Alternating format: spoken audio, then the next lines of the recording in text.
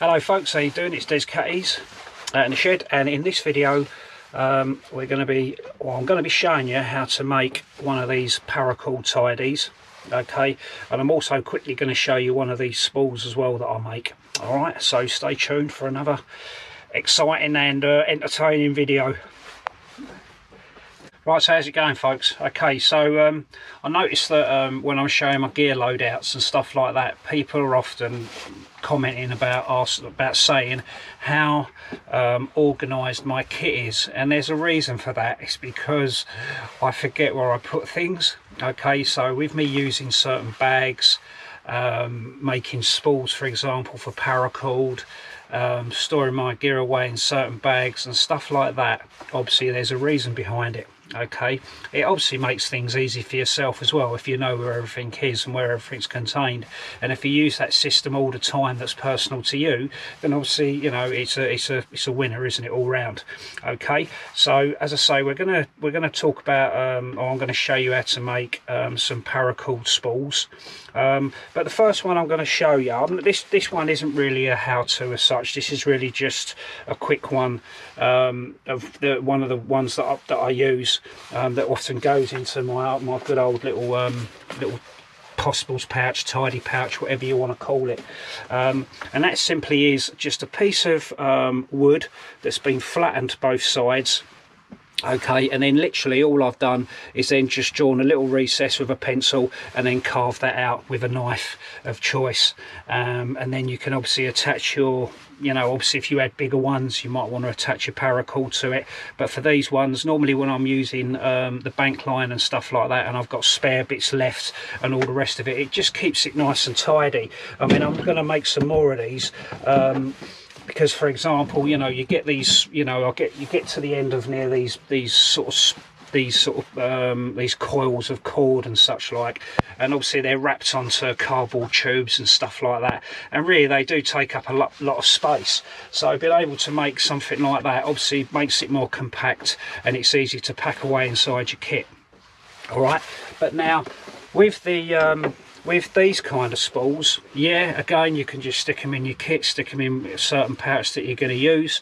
Okay, and these can be made in various sizes. Okay, I've made four of them, and literally I've got a drawer full of Paracord from past projects that I've had. So, you know, all right, it's easy to keep them all hanked, but often when I find myself using them, I'll start unhanking the reels, and then I'll start getting a bit lazy, and then I'll throw them in the drawer, and then before I knew it, I've got a bird's nest of Paracord all wrapped in on each other. So this is kind of a good way of keeping them tidy, and obviously for transporting them around if you do want to use them in your kit. Alright, so now for this project, all you need is some wood of choice. I'm going to be using some hazel. I'll kind of, you know, sort of as I'm showing you the how-to of actually how to make one, I'll kind of talk to you a little bit about the, you know, the sort of diameter of the wood and stuff like, but really it's up to you how you want to do it. This is just my mindset of how I've been doing it from my own experience. Okay, so you need obviously a carving knife of choice, a pencil's very useful, some drill bits. I'm actually using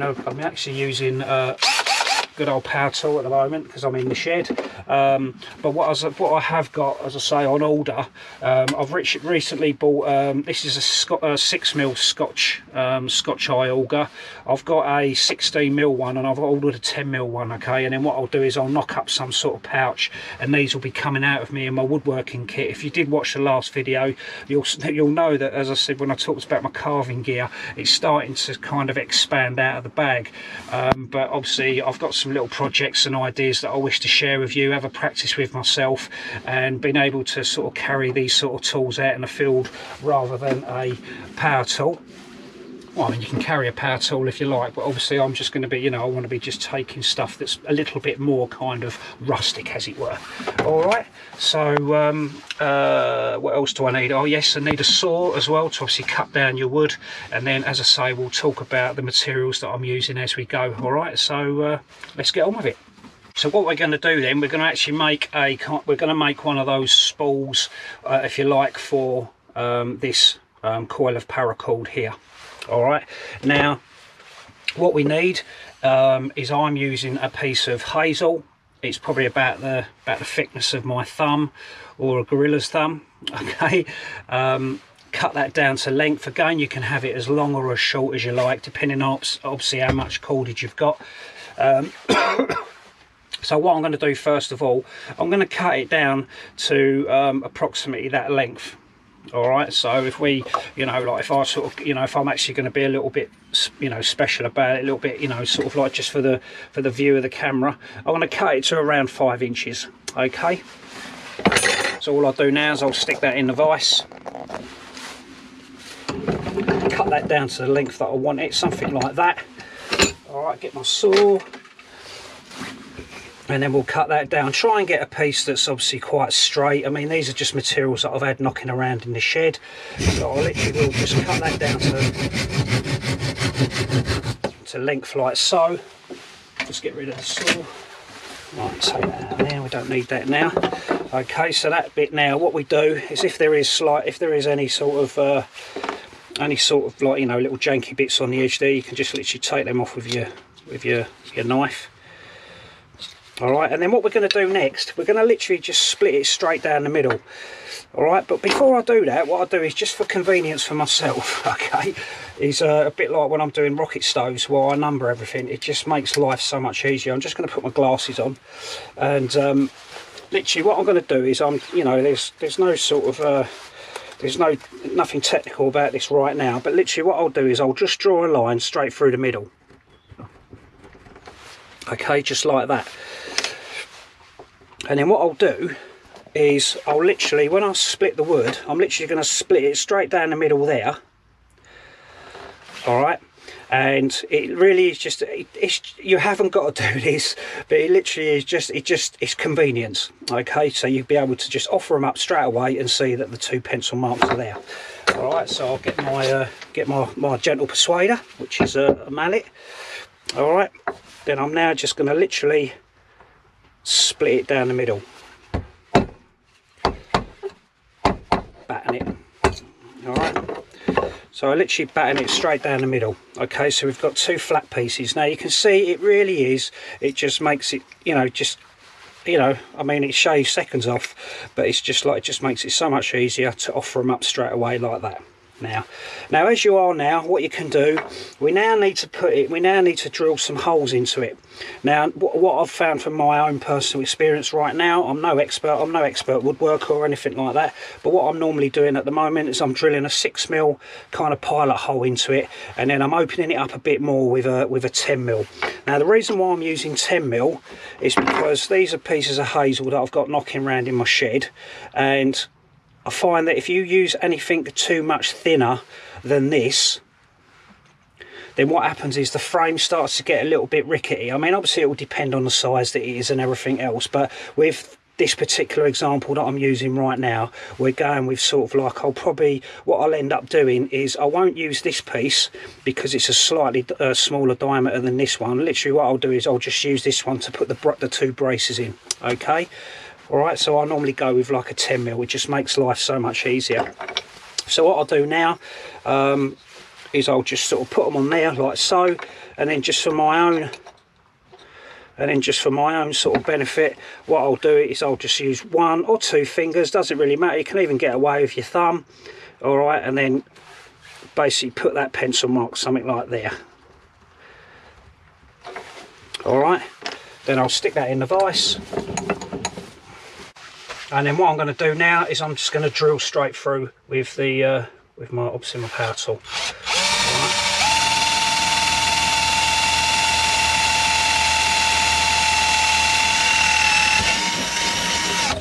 Okay, once I'll do that, I'll then flick it over and do the other side. All right, again I'll go for the same sort of measurement there, so that's just under that's sort of like underneath, that's just sort of underneath my middle finger. I mean, crikey, you know, it hasn't got to be nothing, you know, you can, depending on how fancy you want to be with it. So the second hole we're going to put here, and I'll drill that one in there like so.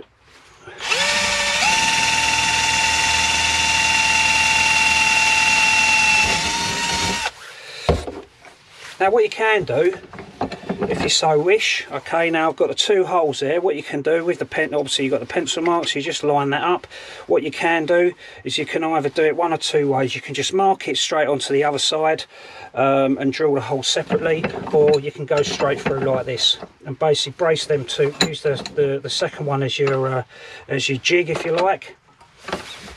And then what we're going to do is we're just going to drill straight through that one as well. It does move sometimes, so just be a little bit wary of that one. Okay, and then we're going to do the same the other side as well. I'll tell you what I'll do, I'll take that out a little bit more at the vise so I can brace it up a bit, stick it in there a little bit more so it grabs it in the middle, and then drill the other one through as well.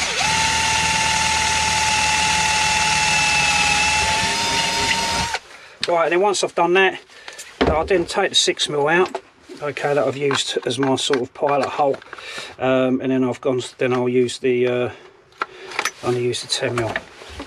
So off camera, I've just drilled one of the 10mm hole. Now what happened was, when I used, I was making one at the weekend, and what happened was, the reason why I put the pilot hole in there just stands to reason. It just made it a little bit easier. When I did it, I just literally left the 10mm in, drilled it through, and it split the wood. Okay, so just having that little pilot hole just makes it a little bit easier.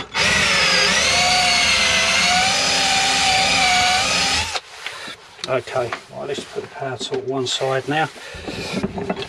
Right, so now what we can do then is just tidy up our holes. All right, and it really is simple. Just literally run your knife over the hole areas where your dowels are going to go, your braces as such, and then just take that off there, and then you've got a nice kind of, you know, I mean, you can tidy that up as much as you like.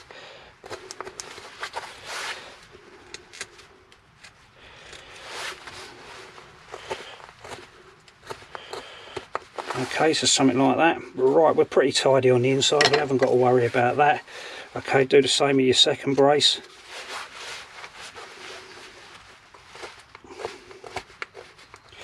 It's absolutely raining at the moment. I think we could do with having a couple of dry days, I think, outside, but it is what it is. Okay. Now what you can do as well, again, just for the convenience of the video, what I'm going to do is I'm just going to sort of polish it, just sort of make it a little bit prettier. Nothing special. I'm just going to bevel the edges there at the top. I mean, you can bevel the edges down there as well, down the sides if you so wish. Give it a little rub with Abranet, you know, smooth it up and all that sort of stuff. It's totally, you know, again, it'll be up to you, you know, sort of what you want to do. But for me, I'm literally just gonna tidy up the edge there. Just put a slight bevel on there. I mean, again, you can take the bark off if you so wish. You know, you might want to colour it in, you might want to burn something on there, a little pattern, make it a little bit personal if you're going to gift them out to someone or whatever. Okay, so that's pretty much that part of it done. Alright, so as I say, can you see how easy it just makes that pencil mark just to be able to tally it up? Now, with this, now we come to the braces. Alright, now with the brace, what I normally do, obviously when I cut it to length, I mean, obviously you can see now that this is obviously a lot thicker than the actual hole it's going to go into, but there's a reason for that, because obviously we're going to sort of, not so much like that, but obviously we'll want to be able to guide it into that hole there like a dowel, to be able to sort of catch and sit snug on the actual hole there. You can put a piece of glue around it if you like. I haven't used glue at the moment. I've literally just used a piece of, as I say, seasoned hazel. All right, so now what I'm going to do is I'm just going to cut that down to length. Again, you can have them as wide as you like. What should we do it of? We can get away with kind of, we'll go for sort of like hand thickness there.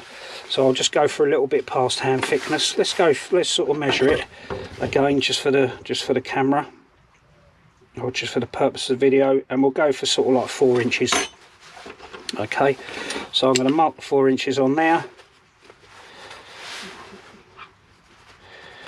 All right, so that'll be my first one. Again, just stick it in the vise, grab your saw, and then we're just going to cut it there. Alright, and then while that's there, I'm literally just going to tally it up, offer it up to the next one, and then which we just get away with it there. Yeah, get away with it just on the pencil line there. Just saves me using another bit. Alright, so we're just going to cut it off there. Again, it hasn't got to be perfect, folks, you know. Right, so now what we have to do, okay, we literally just have to, again, you can strip the bark off if you want, but I'm just going to leave the bark on. And then what I'm going to do now is I'm just going to kind of put a large bevel, if you like, onto the length of brace, dowel, if you like. And then we're going to sort of just reduce the diameter of that, because that's the bit that's going to slot into the hole. Alright, so something like that. Yep, it's still slightly too thick there. Try not to get it into a point if you can. Try and sort of keep it, you know, quite uniformal. Alright, so something like that. That's just starting to go in there.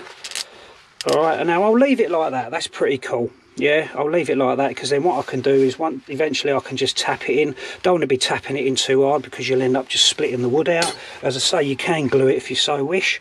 We'll do the same again the other side, and then we'll repeat the process on the second one there that's inside the vise. Alright, so we'll get that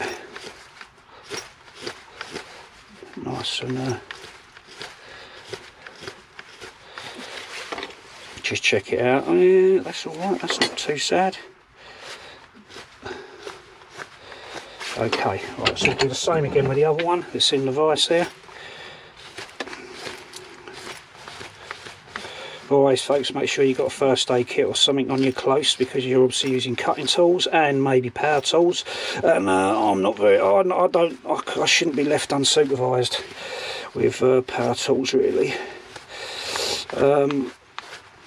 Yeah, how's my finger doing, if people are interested? Yeah, it's still a little bit uncomfortable. I've been using a little bit of CBD oil on it, CBD sort of cream on it at the moment, and I'll tell you what, it does help a little, but it's certainly not fixing.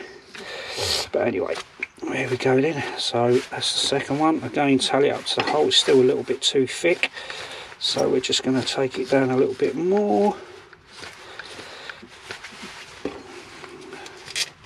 I mean, these are great little fun projects to do, maybe even if you're, you know, if you're quite new to sort of like doing a bit of wood. I mean, please don't think for 1 minute that I'm an expert wood, because I'm not.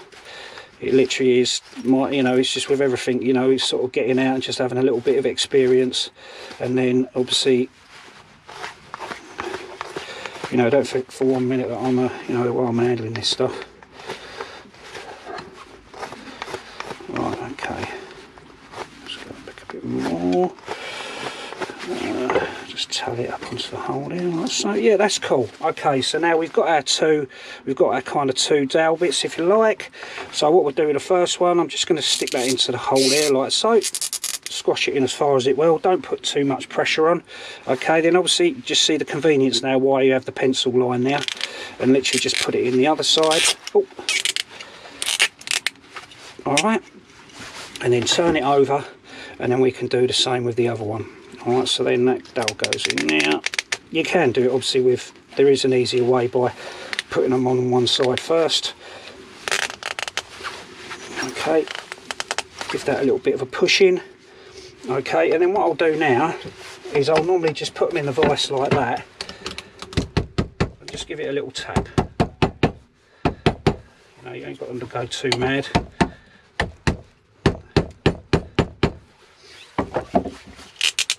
Right, okay, so I could, if you know, I could sort of just take this one out and maybe just narrow it down just a tiny bit more. As I say, I can use glue on them if I so wish. Be a little bit careful, be a little bit mindful as when you are tapping them on, obviously because because you don't want to start splitting the wood. Now what you can do, if you've got that excess there, you can just leave that on, or what I'll do is I'll just get my knife and carve them bits off.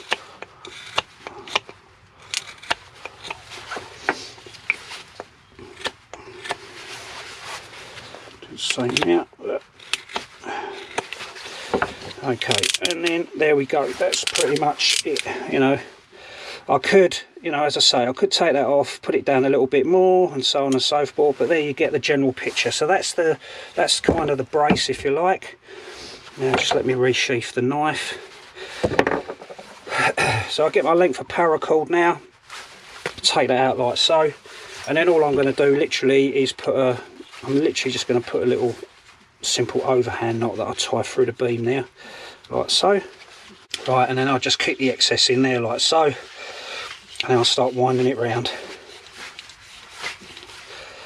Let's tuck that back in there. I mean, I could make that a little bit shorter, doesn't really matter too much. You're just keeping that excess out of the way.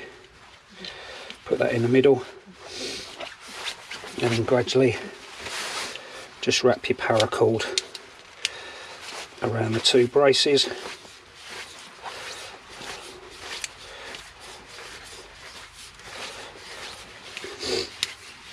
You can actually use these as crab lines.